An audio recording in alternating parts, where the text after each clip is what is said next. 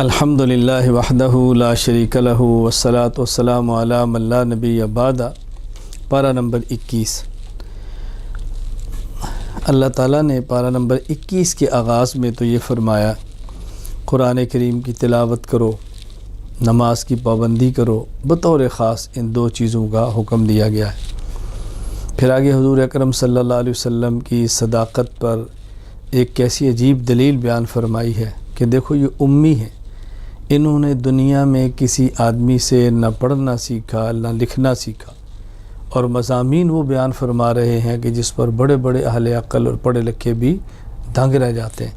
اس کا مطلب یہ کہ سچے رسول ہیں۔ پھر یہاں سورت کے آخر میں، سورۃ العنکبوت کے آخر میں والذین جاہدوا فینا لنہدینہم، ایک ضابطہ بیان فرمایا کہ جو بھی اللہ کے لیے محنت کرتا ہے اللہ تعالیٰ اس کی رہنمائی فرماتے ہیں، راستے کھول دیتے ہیں، منزلوں تک پہنچاتے ہیں۔ تو یہ یہاں یاد رکھنا، اگر کسی شخص کا کام ٹھیک ہو، اللہ کے لیے ہو اور مسلسل ہو، اللہ تعالیٰ اس کے نتائج دنیا میں ضرور عطا فرماتے ہیں۔ سورۃ الروم، کیونکہ اس آیت میں روم کے مغلوب ہونے کا ذکر ہے۔ غلبت الروم فی ادنی الارض وهم من بعد غلبهم سیغلبون، کہ روم والے مغلوب ہوں گے پھر غالب ہو جائیں گے چند سالوں میں۔ تو چونکہ سورت میں روم کا ذکر ہے اس لیے سورت کا نام ہی سورۃ الروم ہے۔ قرآن کریم نے اس میں ایک پیشین گوئی فرمائی ہے کہ روم اور فارس کی جنگ ہوگی، فارس والے غالب ہوں گے، روم مغلوب ہوگا، پھر روم غالب ہو جائے گا اور فارس والے مغلوب ہوں گے، یعنی ایران والے فارس کہتے ہیں اور یہ جو عیسائی تھے یہ روم والے تھے۔ بالکل ایسے ہی ہوا جیسے اللہ تعالیٰ نے قرآن کریم میں پیشین گوئی فرمائی۔ پھر اللہ تعالیٰ نے اپنے خالق ہونے کے عظمت کے دلائل بیان فرمائے ہیں، اور یہ بار بار اس کا ذکر ہوتا ہے قرآن کریم میں۔ اللہ تعالیٰ دلائل بیان فرماتے ہیں اور سمجھا کر اللہ تعالیٰ بار بار بیان فرماتے ہیں۔ دیکھو اللہ تعالیٰ نے تم میں سے عورتیں پیدا کی ہیں، تم میں سے سکون حاصل کرتے ہو، تمہارے درمیان محبت پیدا کی ہے، تمہارے درمیان شفقت پیدا کی ہے۔ پھر دیکھو اللہ تعالیٰ نے کیسی تمہیں زبان عطا فرمائی ہے، دن اور رات کی نعمتیں عطا فرمائی ہیں۔ تو یہ اللہ تعالیٰ اپنے نعمتوں کا ذکر فرمایا۔ پھر اللہ تعالیٰ نے مثال دے کر بات سمجھائی ہے کہ دیکھو تم اپنے مال میں کسی کو شریک نہیں کرتے تو اللہ تعالیٰ اپنے ملک میں کسی کو کیسے شریک کر سکتے ہیں۔ تو یوں مثال دے کر اللہ تعالیٰ نے شرک کو سمجھایا کہ غلط ہے، اس سے تمہیں بچنا چاہیے۔ پھر اللہ تعالیٰ نے اہل حق کے غالب ہونے کا ذکر فرمایا، فاصبر ان وعد اللہ حق، صبر کرو، برداشت کرو، انشاءاللہ اللہ کا وعدہ سچا ہے اور حق والے ہی غالب ہوں گے۔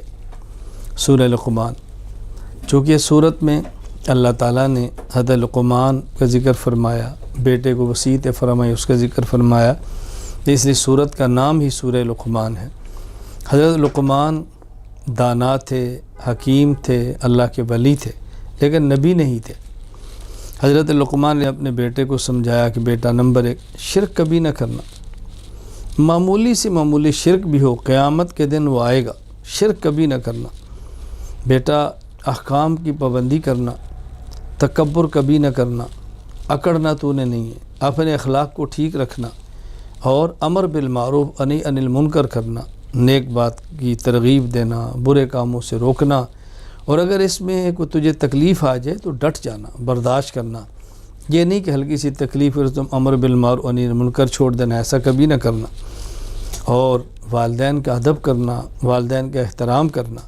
لیکن اگر والدین تجھے اللہ کے خلاف، اللہ کی معصیت اور گناہ کی بات کریں تو پھر والدین کی بات بھی نہ ماننا، یعنی والدین کی اطاعت کرنی ہے لیکن اللہ کی معصیت اور نافرمانی میں نہیں، اللہ کے حکم کو سامنے رکھتے ہوئے۔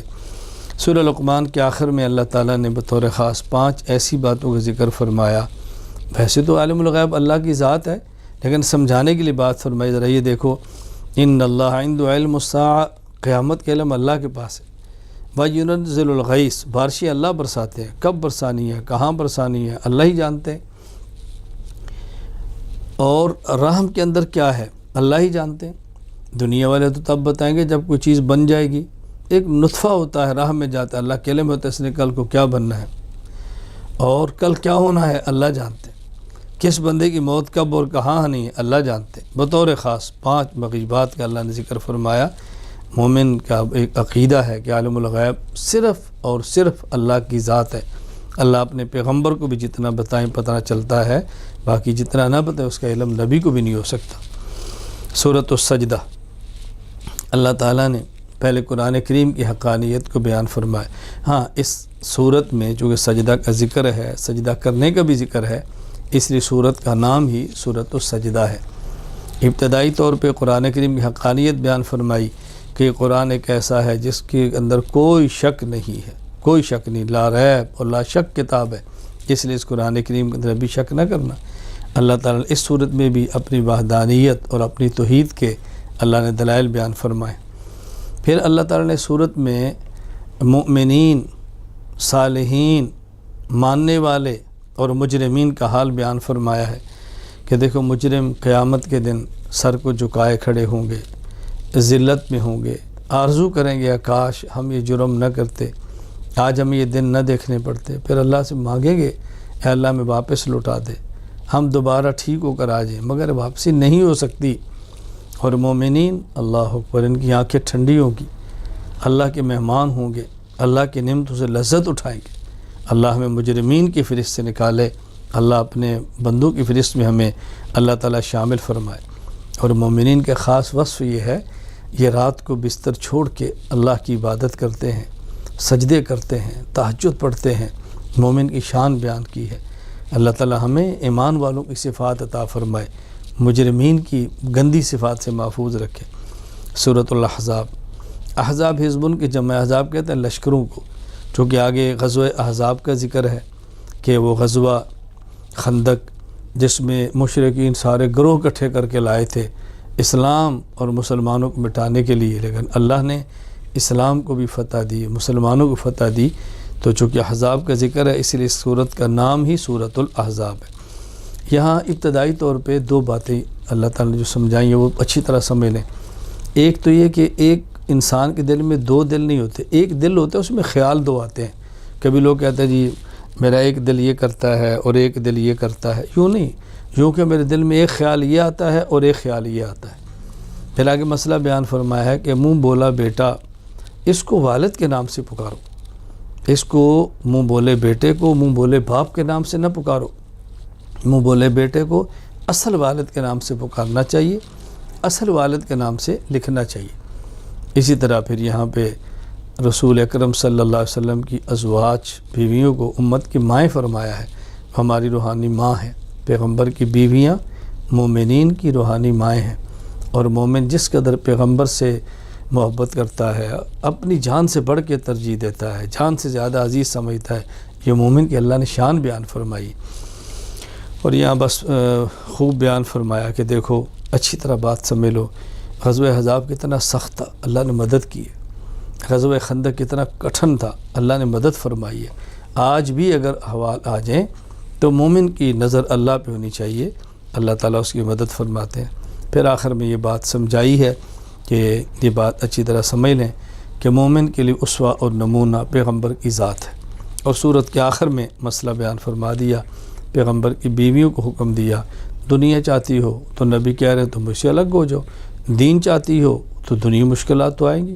پیغمبر کی بیویاں تو پھر ہمارے حضور کی بیویاں تھیں نا، ان سب نے یا رسول اللہ ہمیں تو دنیا نہیں دین چاہیے، آخرت چاہیے، ہم نے دنیا کو کیا کرنا ہے۔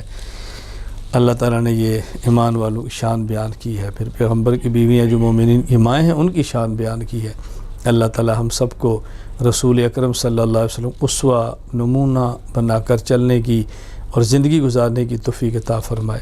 پیغمبر کی بیویوں کو اپنی مائیں سمجھیں، اور ہماری ماں اور بہنوں بیٹیوں کو چاہیے بطور خاص اسوہ رسول اللہ صلی اللہ علیہ وسلم کے ازواج اور پیغمبر کی بیٹیوں کو بنائیں۔